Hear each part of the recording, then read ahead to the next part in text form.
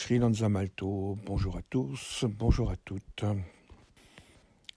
Nous observons actuellement l'émergence de plus en plus de lanceurs d'alerte décrivant le Covid-19 comme un virus de fabrication humaine, ayant des caractéristiques inconnues des autres virus et n'étant que extrêmement faiblement mortel. La politique de lutte contre la dite pandémie est décrite également comme accentuant la mortalité du virus et, pour le moins, faite en dépit du bon sens, selon le système des injonctions paradoxales que nous dénoncions hier. On peut donc observer la pandémie comme étant une façon de contrôler une crise financière et une crise économique annoncée. C'est la réponse à la pandémie qui a déclenché le confinement et la crise économique maîtrisée, et non pas la pandémie elle-même qui est décrite très souvent comme étant une simple grippe. La mise à l'arrêt volontaire de l'économie est une façon de percer un abcès avant que celui-ci n'éclate violemment.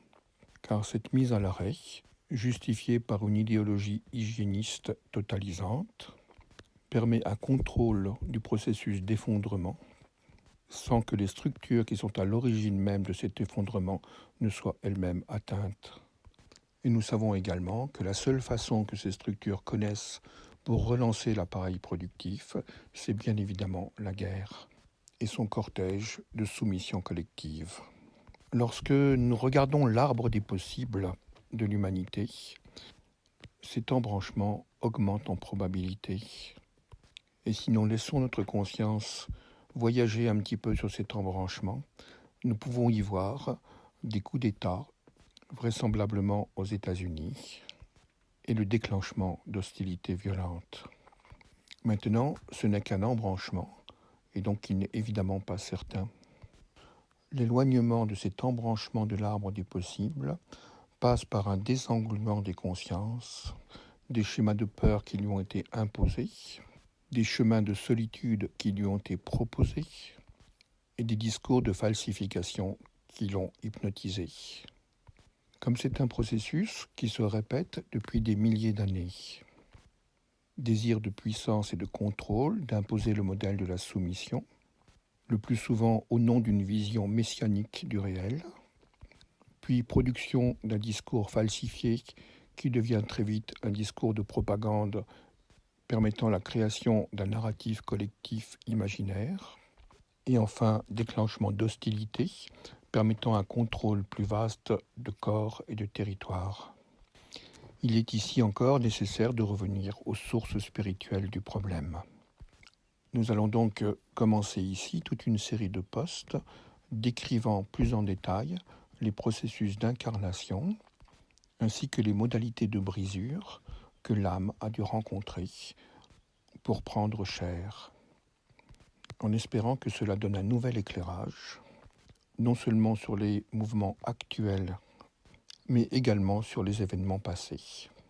Lorsque l'âme a une impulsion incarnative sur cette terre, qui a perdu son lien d'alliance avec le cosmos, elle doit non seulement traverser toutes les couches d'informations qui sont autour de la planète, mais également s'en revêtir comme des tuniques de peau. Cette simple phrase, pour être tout à fait claire, demande quelques explications. L'âme n'est absolument pas une sorte d'entité de lumière telle que pourrait le décrire le mental. L'âme, ici, est considérée comme un aspect fractal de l'âme du monde, à l'image d'une goutte d'eau qui contiendrait l'océan en entier. Autrement dit, l'âme n'est absolument pas une structure de lumière individuelle. Elle est un aspect lumineux non séparé de l'âme du monde, c'est-à-dire du champ de création, qui se densifie sous forme organique. Dans le monde inversé et retourné, nous avons l'habitude de croire ou de penser que l'homme a une âme, au mieux. Autrement dit, le moi devient possessif de la dimension spirituelle.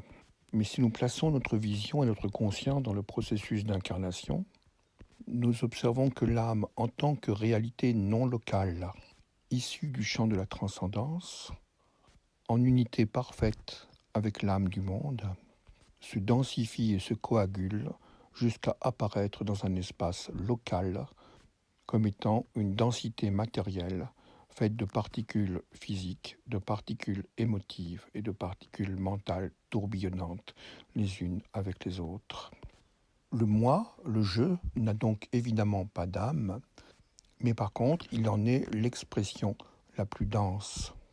L'âme, en tant que fractale de la lumière de l'éternel, devient corps.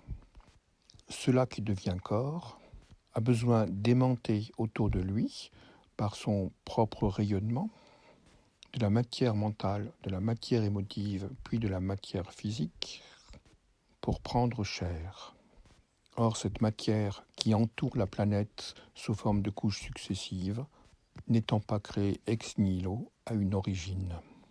Elle est créée par les milliards et les milliards d'expériences humaines vécues par tous les êtres qui nous ont précédés.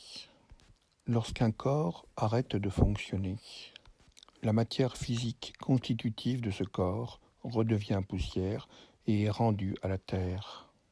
L'ensemble des émotions qui ont été vécues par cet être et ont constitué ses rêves, ses souffrances, ses beautés, ses colères, ses aspirations, ses désirs, ses besoins, quitte sa localisation dans le corps qui, lui, se dissout, pour être redistribué tout autour de la planète, maintenu en place par le champ électromagnétique de la Terre. De même, l'ensemble des croyances, pensées, concepts et représentations qui ont animé cet être quittent leur état de coagulat au sein d'un corps physique pour être redistribués en tant que formation mentale, blocs de croyances et de données autour de la planète, formant ainsi ce que les ésotéristes ont toujours appelé les annales akashiques, ce que les scientifiques appellent le champ morphogénétique et ce que les psychologues ont appelé l'inconscient collectif. La vie sur Terre, végétale, animale et humaine, a créé et continue sans cesse de créer des champs informationnels autour de la planète. En traversant ces champs d'information, couche par couche, l'âme, en tant que fractale de l'âme du monde, entre dans des espaces-temps avec de moins en moins de dimensions, cristallisant autour d'elle ces particules émotives et mentales issues de l'expérience humaine, pour finalement apparaître en manifestation sous forme d'une structure psychophysique apparemment séparée. Dans le poste suivant, nous décrirons plus en détail ce processus, qui est la répétition première de la perte de l'alliance, pour qu'enfin, grâce à un mouvement de mue collective, l'humanité puisse redevenir papillon.